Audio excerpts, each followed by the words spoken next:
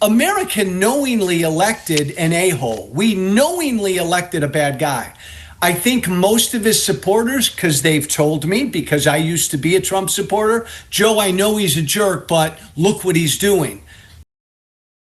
What happens when a former Tea Party Republican, a man who helped build the modern conservative movement, looks into the camera and calls Donald Trump one of the most evil human beings who has ever lived? You get one of the most chilling political warnings you will ever hear. If you want to see more videos like this, hit the like and subscribe buttons, and don't forget to ring that notification bell so you never miss a video. Now, let's watch this together, and then I'll give my 2 cents at the end. It's not that Donald Trump is not a nice man. It's not that he's thoroughly unpleasant.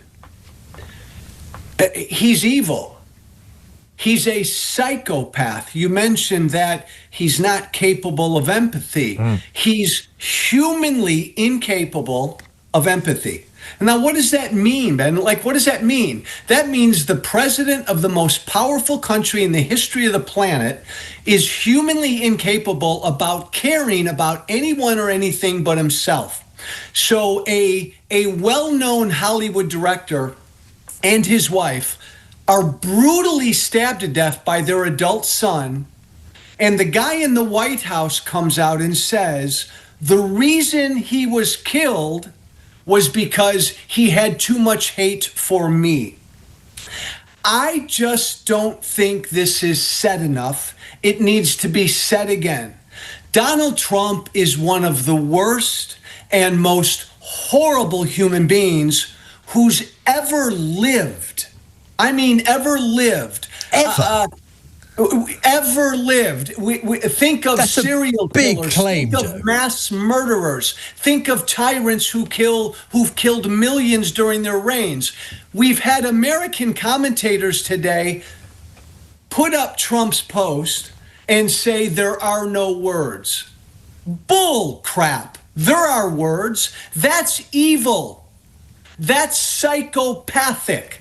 That's not human. That's monstrous. And until we have the courage to call him what he is, then America will never move beyond him. Do you think his supporters know all this, Joe? Do you think they grasp what you're saying? They might well agree with a lot of it and they don't care. And if not, how has he managed to convince tens of millions of Americans that he's actually a great guy after all? Well, that's a great question. I don't think he's convinced anybody he's a great guy. Look, I'm a former Tea Party guy. I was out every day last year campaigning for Kamala Harris. And what most voters in the middle told me was, Joe, I know Trump's a blankety blank. I know he's a bad guy, but the Democrats suck. They're out of touch. They look down on me.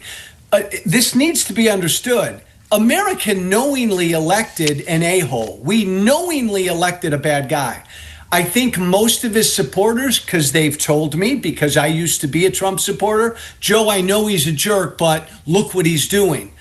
It's way beyond that. It's not that he's just a jerk. We haven't talked about this tonight. We're talking about a human being, Ben, who lies every time he opens his mouth. I'm a former politician. All politicians lie. We've never been here before. He lies every time he opens his mouth. We've never had the courage to confront really what he is. This sounds like a sort of stupid question, Joe, or a simplistic question, but I think it's an interesting one. Why does it matter? Because what you're saying there is tens of millions of Americans were willing to overlook the fact that Donald Trump is, to use your words, evil, because they thought he would do a good job for them and their families, effectively. They thought he would make them better off, he would bring about the kind of changes they want to see, and if he happened to be a psychopath while he was doing it, well, so be it. Why are they wrong to think that? Well, and that's why, my friend, I love your question. Does it matter? Because that's the question I've put in front all day of Trump supporters. Because if any American voter says it doesn't matter, it doesn't matter that Trump's a bad guy. It doesn't matter that he's a pathological liar. It doesn't matter that he's horrible, cruel, and psychopathic. If you say it doesn't matter, then what you're saying is the character, the personal character of any politician no longer matters. Yeah. So then, baby, a Democratic candidate comes down the road in 4 years and he's an ass and he's cruel and he lies all the time, well, look at me, Trump supporter. Hey, look at me. You told me it doesn't matter. It wipes personal character completely off the map. Now, I think that's a really frightening place to go. Why, Joe? Why is that? Why is character beyond competence and sort of vision for the country? Why is personal character still so important? Because then we can never hold anyone we elect accountable for what they do. The bad things they say, the cruelty they impose on people, the lies, the hatred, the incitement of violence. Look, remember what we're talking about here. We're talking about a guy who 5 years ago incited people to overrun our Capitol to overthrow an election. But we reelected that guy. So what we said was, it doesn't matter if our leaders incite violence. Character leads to what you do. Ultimately, it does. And if we break that tie, and you made some great points, like, sure, we elect politicians all the time who have questionable character. We've never done this.